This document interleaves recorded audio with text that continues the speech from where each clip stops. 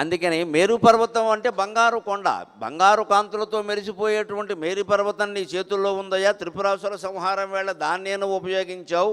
బంగారు కొండను చేతుల్లో పెట్టుకున్న వాడికి మేమిచ్చే బంగారం ఎంత, తులమో అరతులమో బంగారం ఇస్తే ఆయనకేమిటండి లెక్కది. వాములు వేసే స్వాములారికి పచ్చగడ్డి బలహారం అన్నారు. ఒక ఆయన మొత్తం గడ్డి వాములు వేసేస్తాడు, ఆయనకి పచ్చగడ్డి పెడితే సరిపోతుందా ఆయనకి? అందుకని బంగారు కొండ నీ చేతుల్లో ఉందయ్యా, నేను బంగారం ఇవ్వలేను.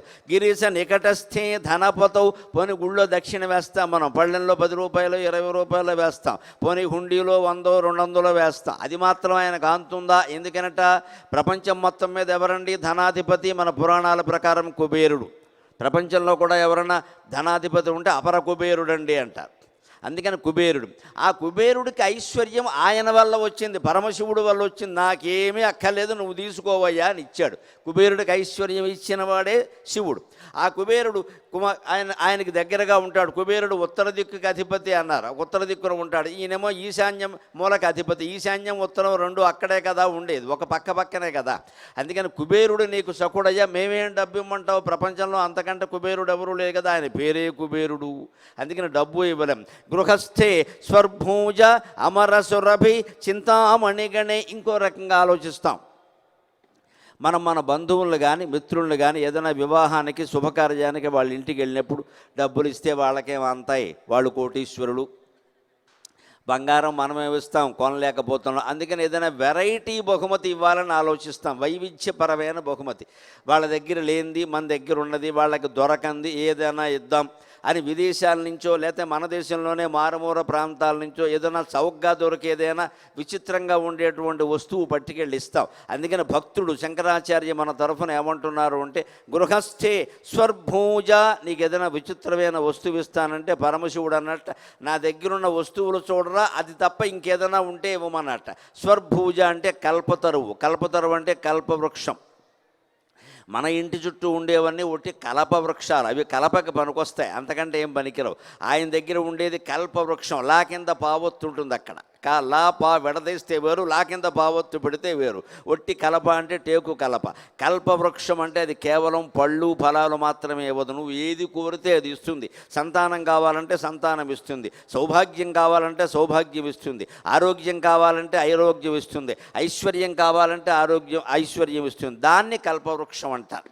అందుకని కల్పవృక్షం ఉందామంటే, కల్పవృక్షం ఇక్కడే ఉందయ్యా, నువ్వెక్కడి నుంచి తెస్తావు అన్నాడు. అమరసురభి, పోనీ అక్కడ పాలు ఏమన్నా కైలాసంలో దొరకట్లేదేమో, మన దగ్గర బ్రహ్మాండంగా దొరుకుతాయి కదా అని కామధేనువుని పాలిద్దాం, ఏదైనా పట్టుకెళ్ళి పాలిద్దాం, ఏదైనా పాల సముద్రం ఏర్పాటు చేద్దామంటే, కామధేనువు ఇక్కడే ఉందయ్యా స్వర్గంలో, నేను అక్కడే ఉన్నాను హిమాలయాల్లో. స్వర్గం అంటే హిమాలయమే కదా, నువ్వు ఇచ్చేది ఏమిటైనా కామధేనువుని చూపించాట. నీ దగ్గర కామధేను ఉంది, మేము పాలు ఇవ్వలేము. నీ దగ్గర కల్పతరు ఉంది, మేమేమి గొప్ప గొప్ప వృక్షాలు ఇవ్వలేం. చింతామణి గణే, పోనీ అనర్ఘమైన మణి ఏదైనా కోహినూరు వజ్రం లాంటిది పట్టుకెళ్ళి పరమశివుడికి ఇద్దామంటే ఆయన అన్నట్ట, నా దగ్గర చింతామణి పీఠం ఉందయ్యా, అది నాకు ఇష్టం లేక ఇంద్రుడికి ఇచ్చేసాను, పట్టుకెళ్ళవయ్యాను, నాకేమీ ఇష్టం ఉండవు, అందుకని ఇచ్చేసాను ఆయన. ఎందుకంటే చింతామణి పీఠానికి ఎన్ని వేల లక్షల కోట్ల విలువ చేస్తుందో ఎవరూ చెప్పలేరండి. నిజానికి చింతలని పోగొట్టేటువంటి మణి. ఆ చింతామణి పీఠం యొక్క చిహ్నం ఎక్కడ ఉంటుందంటే, లలితాదేవి మెడలో ఉండేటువంటి హారంలో కింద ముత్యాలు వేలాడుతూ ఉండే పథకం ఉందమ్మా, దాన్ని చింతాక పథకం అంటారు. అదే చింతామణి. దాన్ని దర్శించి దండం పెట్టుకున్నా కానీ మన చింతలన్నీ తీరిపోతాయి. లలిత ఆరాధన చేసినప్పుడు ప్రత్యేకంగా ఆవిడ గ్రైవేజం, రత్న గ్రైవేజ చింతాకలోల ముక్తాఫలాన్విత అనే రత్నాలహారం మధ్యలో పథకంలా వెలుగొందేటువంటి చింతామణి పథకాన్ని చూసి మీరు నమస్కారం చేసుకోండి. సౌభాగ్యం, సంస్కారం, ఐశ్వర్యం, సంతానం, అన్నీ ఆరోగ్యం అన్నీ బాగుంటాయి. ఆ మణికి అంత గొప్పతనం ఉంది. అటువంటి చింతామణి పథకం మా ఆవిడ మెడలోనే ఉందయ్యా, స్వర్గంలో ఉందయ్యా, నాకు ఇచ్చేది ఏమిటి అంటాట. చివరికి ఏమంటున్నారు అంటే, గృహస్థే స్వర్భూజామర సురభి చింతామణి గణి శిరస్థే శీతాంశౌ, పోనీ శివుడు నుదుటి మీద అగ్ని ఉంది కదా, పాలాగ్ని. అలాగే మరి పైన విషం, కంఠంలో విషం ఉంది కదా, విషం వేడి, అగ్ని వేడి. అందుకని భక్తుడు అన్నట్ట బాగా వేడైనటువంటి వస్తువులు నీ ముఖంలో ఉన్నాయ్యా, అంత వేడి ఎలా భరిస్తావు నాయన, అందుకని నీకు చల్లగా ఉండేటువంటిది ఏదైనా మా ఫ్రిడ్జ్లో డీప్ ఫ్రిడ్జ్లో పెట్టినటువంటి పదార్థం ఏదైనా పట్టుకొచ్చి బాగా ఐసులాగా ఉండేది ఇస్తానంటే ఆయన అన్నట్టు వెర్రి ముఖమా నా నెత్తి మీద చూడరా అన్నట్ట. శిరస్తే శీతాంశవు, మన నెత్తి మీద పున్నమనాడు ఇవాళ ఏం వెలుగొందుతున్నాడు. ఇవాళ భక్తి టీవీ వారి చలవ వల్ల మనం పున్నమ చంద్రుని దర్శించగలుగుతున్నాం. కార్తీక పూర్ణిమ నాడు పగలు వనభోజనాలు చేసుకుంటే ఎటువంటి ఆనందం కలుగుతుందో, రాత్రివేళ ఇవాళ పరమశివుణ్ణి ఆ చంద్రుడి యొక్క సన్నిధిలో చూస్తే అటువంటి ఆనందం కలుగుతుందమ్మా. ఆనందమే అనుభూతి, అనుభూతే భక్తి. అనుభూతి లేనప్పుడు భక్తి కాదు, అది ఒట్టి భుక్తి అవుతుంది. ఇవాళ మీరందరూ ఆ అనుభూతికి అనుభవానికి పాత్రులయ్యారు. అందుకని నా నెత్తి మీద చూడవయ్యా చల్లని చందమామ ఉన్నాడు, అంతకంటే చల్లనైంది ఏదైనా ప్రపంచంలో ఉందా అన్నట్ట. అప్పుడు మళ్ళీ భక్తుడు వెర్రిమోహం వేసాడు. అప్పుడు ఇంకోటి అన్నట్ట, శరణ యుగళస్తే అఖిల శుభే, లేదయ్యా నీ దగ్గర అన్ని అమంగళ ద్రవ్యాలు ఉన్నాయి పరమేశ్వర అన్నట్టు. అమంగళ ద్రవ్యాలంటే ఆయన శ్మశానంలో ఉంటాడు, అమంగళమే కదా.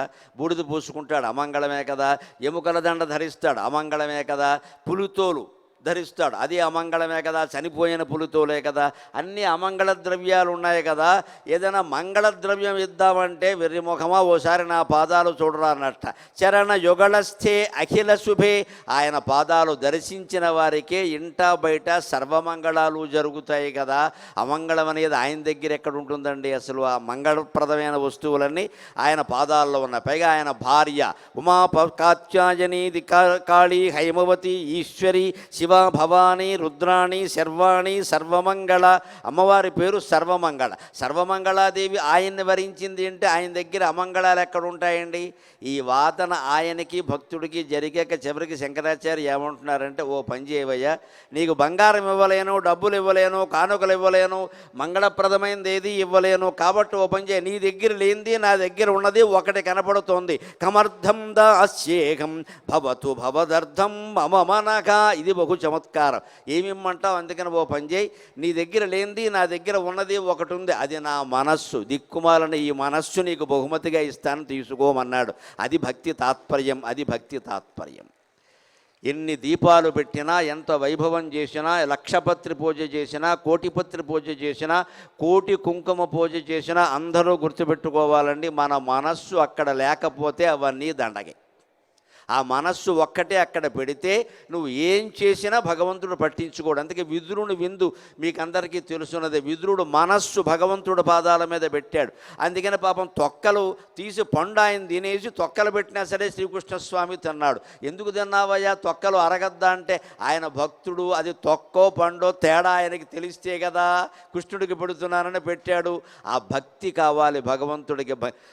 మనస్సు పెట్టి లగ్నం చేస్తే తీరని కోరిక ఉండదు, తీరని దుఃఖం ఉండదు. అందుకని శంకరాచార్య మన తరఫున ఏమంటున్నారు అంటే, నేను నీకేమీ ఇవ్వలేనయ్యా, అందుకని నీ దగ్గర లేనిది నా దగ్గరే ఉంది, నన్ను బాధ పెడుతున్నది ఒకటి ఉంది, అది మన మనస్సు. దిక్కుమాలిన కోరికలన్నీ ఇందులోనేగా ఉన్నది.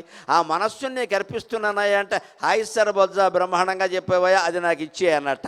అప్పుడు మళ్ళీ శంకరాచార్య ఇంకో మాట అంటున్నాడు. 60 శ్లోకాలు గడిచాక, ఇదిగో నేను నీకేమి ఇయ్యలేను అనుకుంటున్నావేమో, నువ్వు కూడా నాకు ఇయ్యలేవు. నీకు నాకు రామ్ రామ్, నీకు బెబ్బే, నీకు నీ నాన్నకి మీ నాన్నకి బెబ్బే అని, నీకు నాకు రామ్ రామ్, నువ్వు కూడా నాకు ఇయ్యలేవు అంటే, అదేమిటయ్యా నువ్వు అంత గొప్పవాడు అంటే, ఏమిస్తావయ్యా?